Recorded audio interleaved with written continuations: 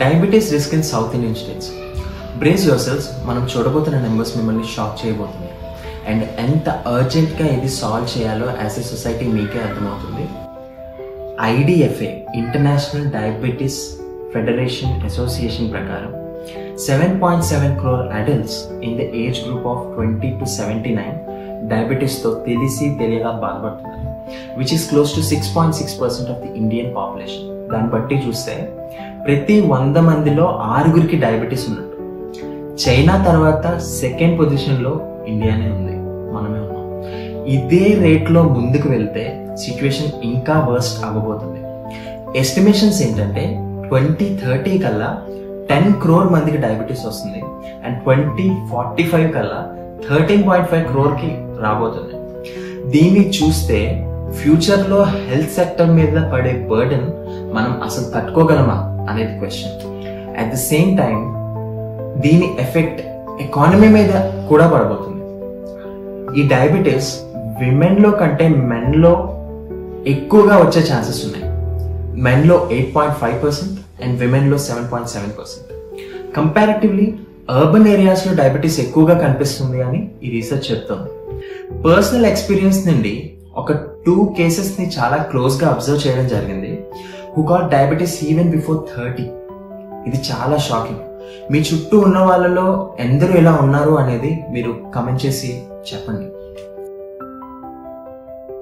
What is type 2 diabetes? Diabetes అనే problem ని fundamental లెవెల్లో అర్థం చేసుకుంటే మనం దానిని రివర్స్ చేయగలుగుతాం. సో ఈ పార్ట్ ఆఫ్ ద వీడియో కొంచెం టెక్నికల్ గా ఉన్నా స్కిప్ చేయకుండా చూడండి. సింపుల్ గా చెప్పాలంటే డయాబెటీస్ అనేది ఒక మెడికల్ కండిషన్, కానీ దానిని హై బ్లడ్ షుగర్ లెవెల్ అనే ఒక సింప్టమ్ తో ఐడెంటిఫై చేస్తారు. డయాబెటీస్ కి మెడికల్ ట్రీట్మెంట్ కూడా హై బ్లడ్ షుగర్ ని తగ్గించడానికే ఉంటుంది, కానీ దాని యొక్క రూట్ కాజ్ మీద అంత ఫోకస్ చేయరు. డయాబెటీస్ తాలూకా రూట్ కాజ్ ని ట్రీట్ చేయడానికి మనకి మెడిసిన్స్ అక్కర్లేదు, జస్ట్ డిసిప్లిన్ కావాలి. ఎలా డయాబెటీస్ ని రివర్స్ చేయాలి అనేది తెలుసుకునే ముందు అసలు దాని రూట్ కాజ్ ఏంటో చూద్దాం. The root cause of diabetes ఏంటంటే ఇన్సులిన్ రెసిస్టెన్స్. మనం ఫుడ్ తిన్నాక మన డైజెస్టివ్ సిస్టమ్ ఆ ఫుడ్ ని గ్లూకోజ్ లో కన్వర్ట్ చేస్తుంది, కానీ ఈ గ్లూకోజ్ ని ఎనర్జీలా కన్వర్ట్ చేయడానికి గ్లూకోజ్ మన బాడీ సెల్స్ లోకి ఎంటర్ అవ్వాలి. ఇలా ఎంటర్ అవ్వాలి అంటే ఇన్సులిన్ అనే ఒక క్యారియర్ కావాలి. ఈ ఇన్సులిన్ ప్యాంక్రియాస్ ప్రొడ్యూస్ చేస్తుంది. This is the key for glucose to enter this cell walls. ఇప్పటి వరకు ఎక్స్ప్లెయిన్ చేసిందంతా ఒక నార్మల్ సినారియో, కానీ మన బాడీకి కావాల్సిన దానికంటే ఎక్కువ కార్బోహైడ్రేట్స్ తీసుకుంటే, అదే ఫుడ్ ఎక్కువ తీసేసుకుంటే బ్లడ్ గ్లూకోజ్ లెవెల్ పెరిగిపోతుంది. ప్యాంక్రియాస్ ఇన్సులిన్ ఏదైతే ప్రొడ్యూస్ చేస్తుందో దీనికి రెస్పాన్స్ గా ఇంకా ఎక్కువ ఇన్సులిన్ ప్రొడ్యూస్ చేయడం స్టార్ట్ చేస్తుంది. టు పుష్ దోస్ గ్లూకోజ్ ఏదైతే ఉండిపోయిందో బ్లడ్ లో, అది సెల్స్ లో పుష్ చేయడానికి స్టార్ట్ చేస్తుంది. కానీ ఒక పాయింట్ వచ్చేసరికి సెల్స్ మేము ఫుల్ గా ఉన్నారా బాబు, ఇంకా గ్లూకోజ్ మాకు వద్దు అని తీసుకోవడం ఆపేస్తాయి. ఈ ఇన్సులిన్ ని రెసిస్ట్ చేయడం స్టార్ట్ చేస్తాయి. దీన్నే మనం ఇన్సులిన్ రెసిస్టెన్స్ అని అంటాం. ఈ ఇన్సులిన్ రెసిస్టెన్స్ జరగడానికి main reasons 4.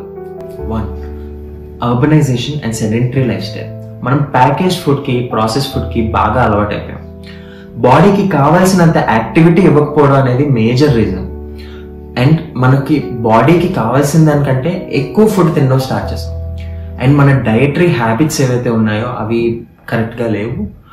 Too much calories ఉన్న ఫుడ్స్ తీసుకోవడం వల్ల, బ్యాలెన్స్డ్ గా డైట్ లేకపోవడం వల్ల మేజర్ ప్రాబ్లమ్స్ అని చెప్తాం. జెనెటిక్ ఫ్యాక్టర్స్ కూడా వీటికి చాలానే యాడ్ అవుతున్నాయి. ఫ్యామిలీలో కనుక డయాబెటీస్ రన్ అవుతుంది అంటే డైట్ విషయంలో చాలా జాగ్రత్త పడాలి. అండ్ ఇవన్నీ కాకుండా stress factors like job stress, family responsibilities and allergic conditions diabetes కి ట్రిగ్గర్ అవుతాయి. వీటన్నిటి గురించి అవేర్నెస్ లేకపోవడం అనేది ఇంకో major point. Diet and exercise ద్వారా డయాబెటీస్ ని ప్రివెంట్ చేసే అవేర్నెస్ లేకపోవడం వల్ల నెంబర్ ఆఫ్ కేసెస్ అనేవి చాలా ఇంక్రీజ్ అవుతాయి. To reverse diabetes, good diet. మళ్ళీ చెప్తున్నా, డయాబెటీస్ అనేది ఒక డిసీజ్ కాదు, ఇది ఒక డైటరీ డిజార్డర్. సో మంచిగా డైట్ తీసుకుంటే గ్రాడ్యువల్ గా రివర్స్ అయ్యే ఛాన్సెస్ ఉంటాయి. మెట్ఫార్మిన్ టాబ్లెట్స్ మింగేసినంత మాత్రాన డయాబెటీస్ కంట్రోల్ అవుద్ది కానీ క్యూర్ అవ్వదు. బ్లడ్ లో గ్లూకోజ్ స్పైక్ అనేది కంట్రోల్ అయ్యి ఫర్దర్ డ్యామేజ్ చేయకుండా ఉంటుంది అంతే. సో బ్యాలెన్స్ డైట్ తీసుకోవడం చాలా important. Understanding what is balance diet. మన డైట్ లో carbs, proteins, fats and fibre అనేది ఉంటుంది. ఒక్కో కాంపోనెంట్ గురించి క్లియర్ గా డిస్కస్ చేద్దాం. కార్బోహైడ్రేట్స్ మనకి చాలా ఇంపార్టెంట్, ఎందుకంటే ఎనర్జీ సింపుల్ గా వచ్చేది దీని వల్లనే. కానీ డయాబెటీస్ ఉండే వాళ్ళు ఖచ్చితంగా కాంప్లెక్స్ కార్బోహైడ్రేట్స్ తీసుకోవాలి, ఎందుకంటే దీని వల్ల బ్లడ్ షుగర్ స్పైక్ స్లోగా అవుతుంది. ప్రోటీన్స్ ఎనర్జీతో పాటు బాడీ సెల్స్ ని బిల్డ్ అండ్ రిపేర్ చేయడానికి యూజ్ అవుతాయి. సో ఈ కాంపోనెంట్ వల్ల చాలా లిమిటెడ్ గ్లూకోజ్ స్పైక్ అవుతుంది. అందుకే lean proteins like chicken, fish, దాల్ ని కన్సిడర్ చేయాలి. Fibre it's the most useful part of a balance diet, ఎందుకంటే fibre is slow digesting carb and కావాల్సిన న్యూట్రియన్స్ దీంట్లో చాలా ఉంటాయి. సో ఎక్కువ ఫైబర్ తీసుకుంటే అది డైజెషన్ ని స్లో చేసి ర్యాపిడ్ స్పైకింగ్ బ్లడ్ షుగర్ అవ్వకుండా చూసుకుంటారు.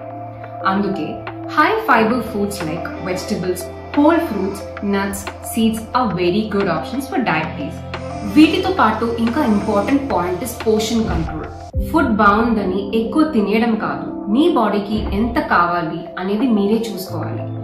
వేయింగ్ ఫుడ్ వైల్ ఈటింగ్, దీనితో మీరు ఎంత క్వాంటిటీలో బ్యాలెన్స్డ్ డైట్ చేస్తున్నారో అనేది మీకు బాగా అర్థమవుతుంది. Avoid these foods while eating. White rice, wheat, fruit juices, whole fruits తినండి, దానిలో ఫైబర్ ఎక్కువ ఉంటుంది. షుగర్ ఆర్ జాగరీ, ఏం డిఫరెన్స్ లేదు షుగర్ కి జాగరీకి.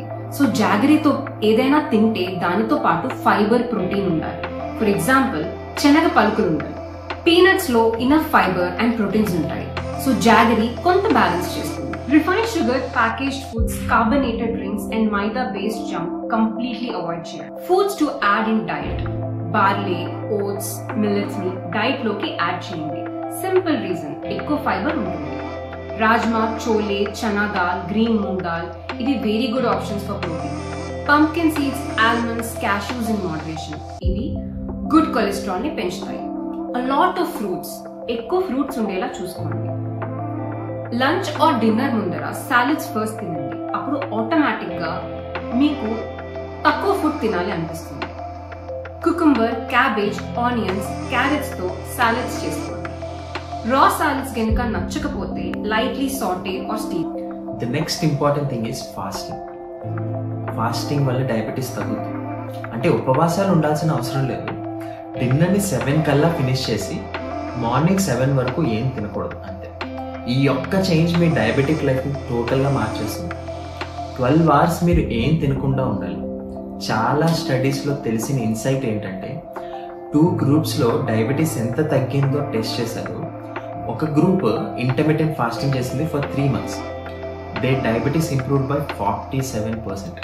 అలాగే నార్మల్ గ్రూప్లో చూస్తే ఓన్లీ 2% ఇంప్రూవ్మెంటే ఉంటుంది.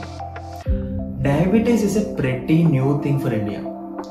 ఓకే, ఇండియాలో ఎలక్ట్రిసిటీ అనేది 1880sలో రావడం మాత్రమే స్టార్ట్ అయింది. అంతవరకు అందరూ త్వరగానే తినేసేవారు. అప్పట్లో ఎందుకు లేదు డయాబెటీస్? సింపుల్గా చెప్పాలంటే ఇదే రీజన్. నెక్స్ట్ ఇంపార్టెంట్ థింగ్ ఏంటంటే వాకింగ్. రోజుకి 10K స్టెప్స్ని మీ టార్గెట్గా పెట్టుకోవాలి. ఇంకేం చేయాల్సిన అవసరం. 1 గంట కంటిన్యూస్గా కూర్చున్నాను అని అనిపిస్తే లెగండి అండ్ ఒక 500 స్టెప్స్ నడిచి వచ్చాయి. రోజుకి 10K స్టెప్స్ నడిచిన వాళ్ళలో డయాబెటీస్ తగ్గినట్టు రీసెర్చ్ క్లియర్గా ఉంది. ఇప్పటి వరకు ఈ వీడియో చూసారంటే ఖచ్చితంగా మీకు మీ లైఫ్ స్టైల్ని చేంజ్ చేసుకుని డయాబెటీస్ని రివర్స్ చేసుకోవాలి అని ఉంటుంది.